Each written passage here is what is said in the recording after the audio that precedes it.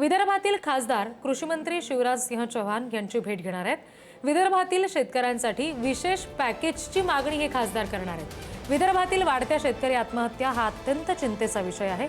या संदर्भात अमरावतीचे खासदार बळवंत वानखेडे यांच्याशी आमचे दिल्लीचे प्रतिनिधी शिवाजी काळे यांनी बातचीत केलेली आहे। बघूया सर, विदर्भातील शेतकऱ्यांच्या आत्महत्या, एकीकडे महाराष्ट्र हा प्रगत स्टेट म्हणून राज्य म्हणून ओळखला जातो, दुसरीकडे विदर्भाच्या शेतकऱ्यांच्या आत्महत्येचा जेव्हा मुद्दा येतो तेव्हा कुठेतरी एक चिंता वाटते आणि महाराष्ट्राबद्दल एक शर्मेने मान खाली जाते असे वाटतं।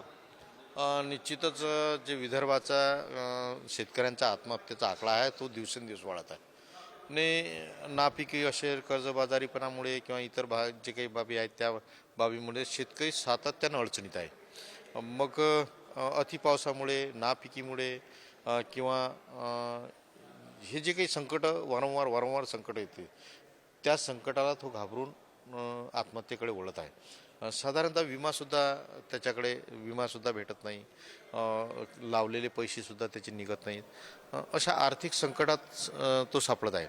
आजसुद्धा विदर्भाच्या शेतकऱ्यांसाठी विशेष पॅकेज म्हणून अशा कुठल्या तरी अशा योजना जे की शेतकरी स्वतःच्या पायावर उभा राहील।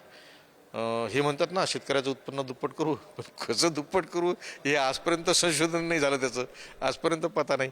म्हणून म्हणतो की त्याच्यासाठी काहीतरी करावं ही या निमित्तानं मागणी करेल। व्हिडिओ जर्नलिस्ट अनिल कपूरसह शिवाजी काळे, पुढारी न्यूज, दिल्ली।